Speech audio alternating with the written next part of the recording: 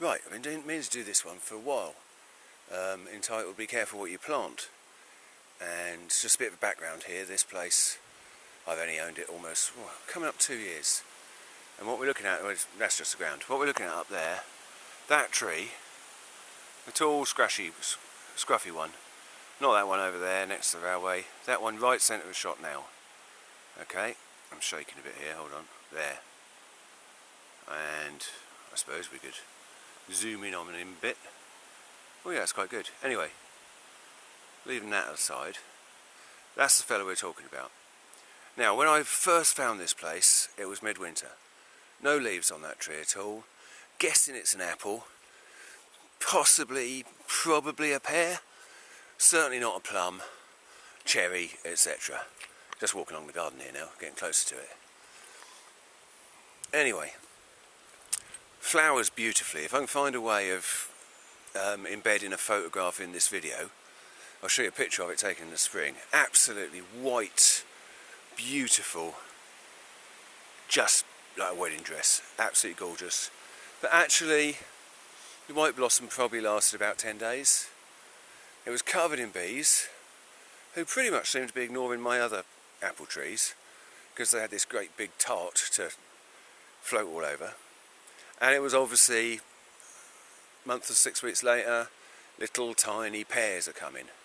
So I'm thinking, right, if we're lucky, it's a really nice conference pear, which is nice. That's like top, yes, brilliant, top result. Second, it could be an old-fashioned cooking pear, which has really gone out of fashion, but they're quite nice.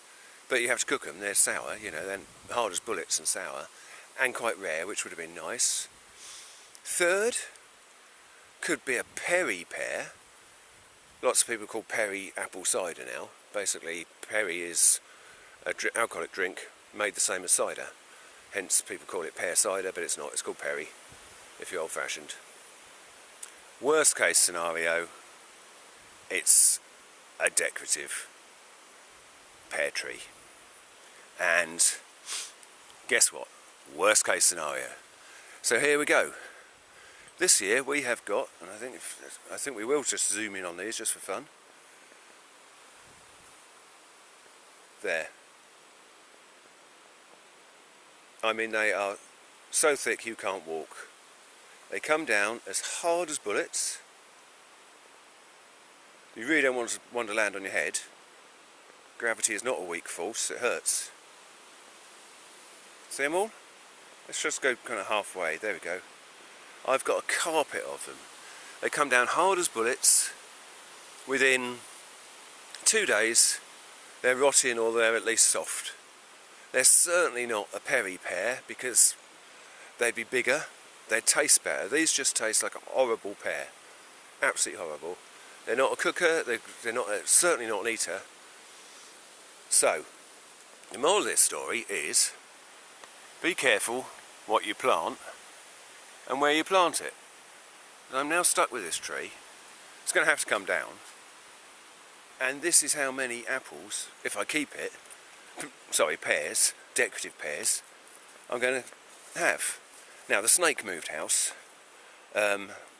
maybe with a little tiny snake, but I didn't manage to get a film of it. So this is what I'm now using the compost for. Disgusting, rotting pears.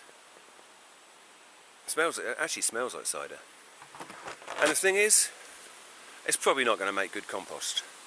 So I've got all of these to pick up, probably fill the second compost bin with them, and just let them rot away to mush. Now, this place was a holiday cottage from 1966 right up until a year or two ago. Not kind of really posh people who could afford gardeners to look after trees and stuff. So I'm reckoning the gardening they did here was, oh, we're going to the cottage, let's buy a lovely little plant in a plant centre and we'll plant it in that nice spot in the garden.